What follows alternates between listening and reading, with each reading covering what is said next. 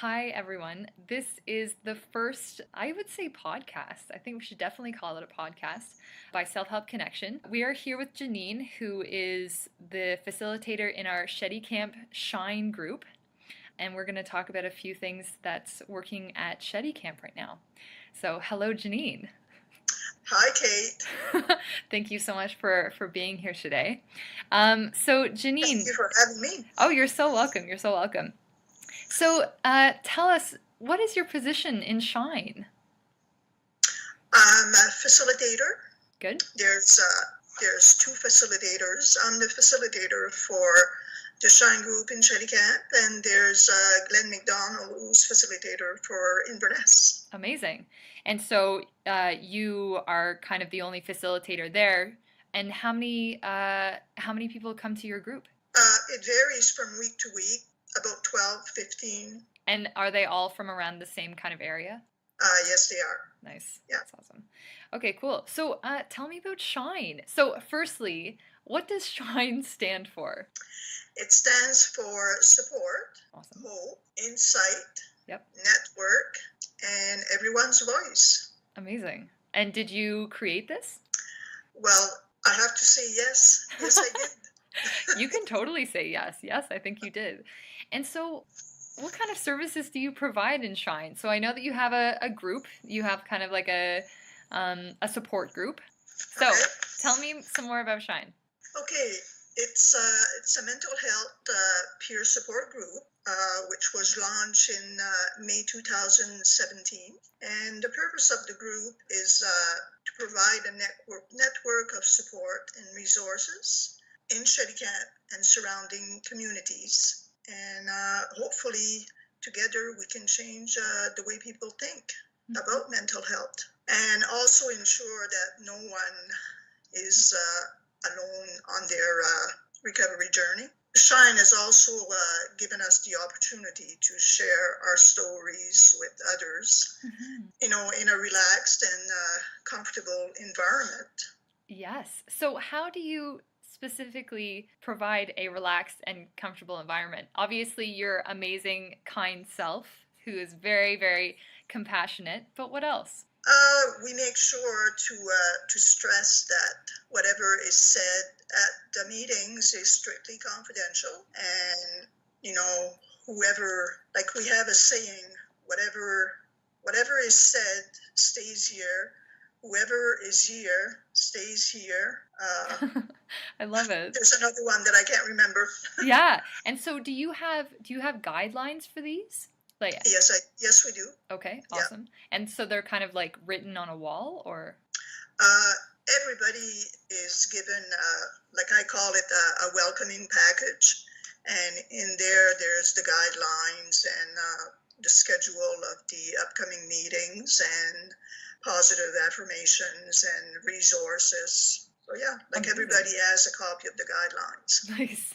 I want only positive affirmations kind of like as wallpaper, and I think it would be perfect. Like to be like, be your best self, be so happy. I would love that. Be so Yeah, I know. Just like plastered all over the wall.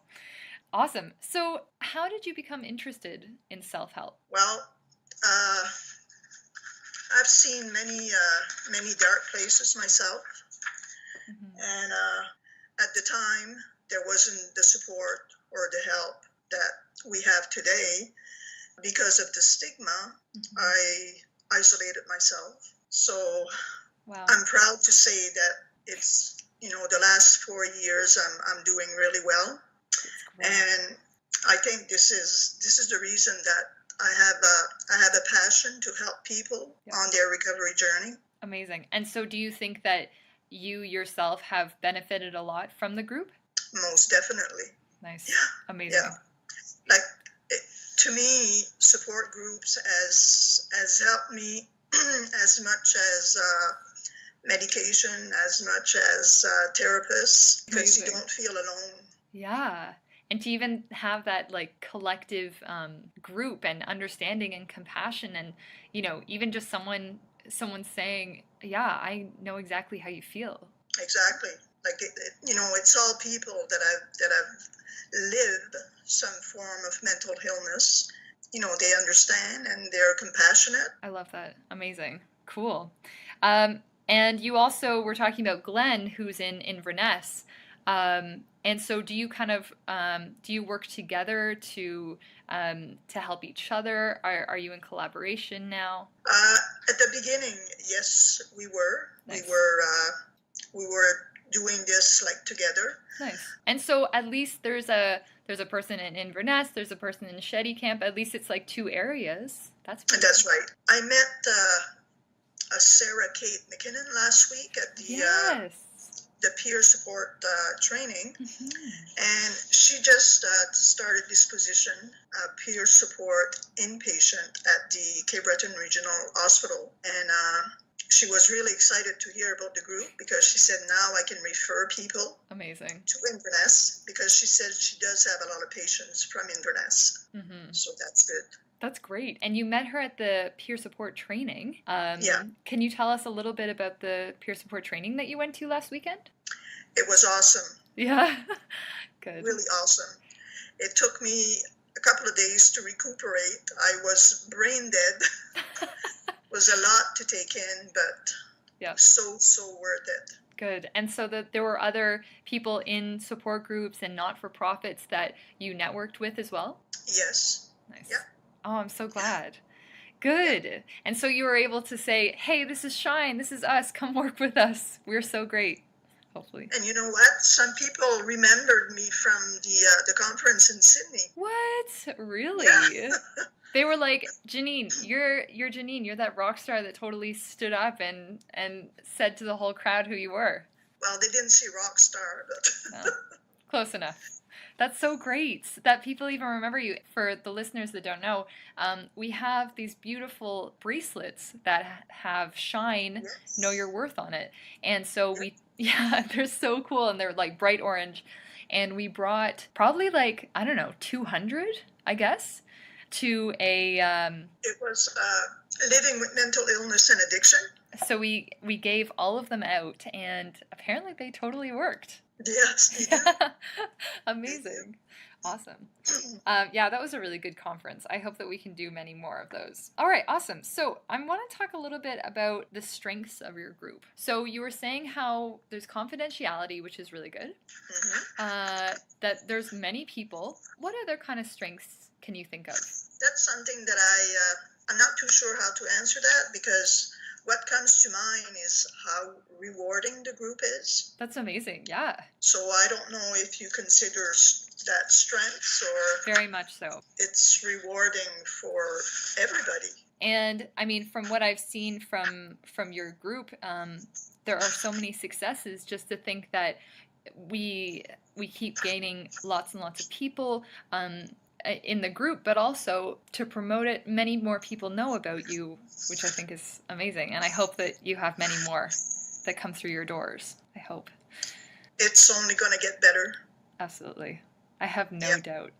So for your own wellness as a facilitator, in Self-Help Connection, we really try and instill a really important message to facilitators, and that is to look at your own well-being and how practically you can't pour from an empty cup. You constantly have to keep your own wellness in check so that you can exude wellness and so that the whole collective can be well in itself. So Jeannine, can you please tell me a little bit about how you yourself keep well, and so that kind of perpetuates back into the group? Well, currently I'm following 8 weeks of mindfulness sessions, and I go for a 2-hour walk every day, weather permitting, and I really try to be mindful, of the beauty of nature. Yep. I love to read. I love to color. Yes. In complete silence. Really? Okay. Yes. Mm-hmm. I've been listening to Brené Brown's short videos, and that has become one of my wellness tools. Amazing. And maybe I can put a link in the video to this so other people can maybe try it out too. So obviously when you're in a self-help group, you could maybe be talking about some triggering things You are obviously being a listener. So how do you kind of come out of the group and process it? Is there a way to have wellness after a group, even though the group maybe is triggering, or? Uh, well, after every meeting, I feel that I'm really on a high. Nice. Like, Okay. to me, it's very inspiring. And Good. when I come out of there, I feel like a new person. Good. And so actually you take it for what it is and you don't really take too much home. No, no. Good. Yeah, I think that would be amazing advice for someone who maybe wanted to start a self-help group. Exactly how you said, it's a very inspiring, beautiful thing that should really stay there. Yes, yes. What do you think would happen if people did take what they heard home with them? Do you think it would affect their wellness? Probably. Yeah. And Yeah. like, confidentiality is there also. It has to stay there. Absolutely. Yeah. Yep. All right, so I have a couple more questions, promise. I've like I don't know if you can hear this in the recording, but I've thrown a few questions at Jeannine that I did not prepare her for. But you're doing an amazing job, Jeannine. Okay, so we talked about the training, the peer support training that happened last weekend. And where was this? In Sydney, it was by Mental Health Innovation. I was supported by Self-Help Connection, of course. Well, we want to make sure that you have the training that you'd like to have, so you feel prepared and you feel well to have your own self-help group. What kind of other training have you received? As of tomorrow, I will have completed 16 weeks of mindfulness sessions, an introductory workshop on shaping facilitation by Self-Help Connection, and a 2-day mental health first aid training with social worker Jeannine Poirier. That was also in Sydney, and a 2-day peer support training with Mental Health Innovation last week. And there's a scheduled teleconference on December 19th, Amazing. a 2-hour, and then 2 more days of training in January in Sydney. And then hopefully Self-Help Connection can work with Shine and provide RAP training. So RAP training, for those of you that don't know, it's a wellness recovery action plan. And it's a really incredible, I guess, kind of like guidelines for how to not only be well in yourself, but how to also have a very well self-help group. And I hope that we can all have that, because I haven't had it yet, and I'm very excited for us all to. I'm very excited too, and I hope that I can take it. Yeah, of course. So I'll also link in the video to RAP so other people can also look at it. There are a lot of online resources. Have you seen these as well? Oh, yes. There are lots of like little journals and things. Yeah. Good. I'm also looking into a Safe Talk training. It's suicide alertness. So that's also in the planning with social worker Jeannine Poirier. I'm currently receiving marketing and social media training from Self-Help Connection by Kate. Name dropping. No, honestly, I think it's really important for us to make sure that we have communication with you, and you're doing an amazing job. Jeannine is Facebook star. You constantly are posting and liking, and my confidence always goes up a little bit when you like all my things. So thank you. I hope we can. Well, it goes both ways. Good. Okay, awesome. We'll have to just keep liking and sharing everything. How does the suicide training benefit your self-help group? Well, we do have a couple of people in the group that have had suicidal thoughts. You know, every little bit of learning is a help. And so hopefully whatever training you have, you can bring to the table. Exactly. Yes. Amazing. All right, so I have the last question for you. So what kind of advice can you give to someone who wants to start their own self-help group? First and foremost, I believe, and if possible, would be to participate in mindfulness sessions for your own wellness tools, and find a support network to mentor and support you, such as social workers, pharmacists, family physicians. High on the list is Self-Help Connection will offer wellness program training, as well as marketing and social media training. And I would also say to create a safe and comfortable and non-judgmental space for individuals seeking support. All in this together, we can help people shine and shaping healthy communities. That was beautiful. That was a perfect ending. I think that the self-help group mentality is definitely becoming a little bit more popular, and I think people are actually wanting to kind of do their own thing and provide for their communities from themselves. And so hopefully we can have even more self-help groups and shape healthy communities, as you just said. Social workers in Chéticamp and Inverness, as well as pharmacists, are using the services by referring patients to Shine. I also wanted to mention this new position that was recently filled at the Cape Breton Regional Hospital, which is peer support inpatient. Last but not least, Self-Help Connection as and still do play a major role in supporting and promoting Shine, and in turn helping healthy communities together. This is amazing. I think you're saying all of the kindest things about Self-Help Connection, and I'm very excited about this. Like, I wanted you to say very kind things about Self-Help Connection because I think we have a really beautiful relationship, but you just did it anyway. It's amazing.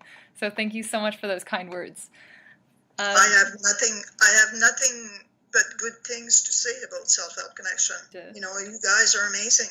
Oh, that's so kind. Thank you so much. Well, I mean, it's a total pleasure to do what we do because we work with such great, amazing people like you. So it's pretty easy. We're just like, yeah, do your thing, and then we'll be there if you need us. But no, we can't thank you enough for all of the work that you do. And thank you so much for doing this. I really hope that it at least gives a little inkling into what it's like to have a self-help group and and if anybody wants to create their own self-help group, hopefully they'll be able to have resources from this. So thank you so much, Jeannine. You're welcome. And we will talk to you very soon. Hi, everyone.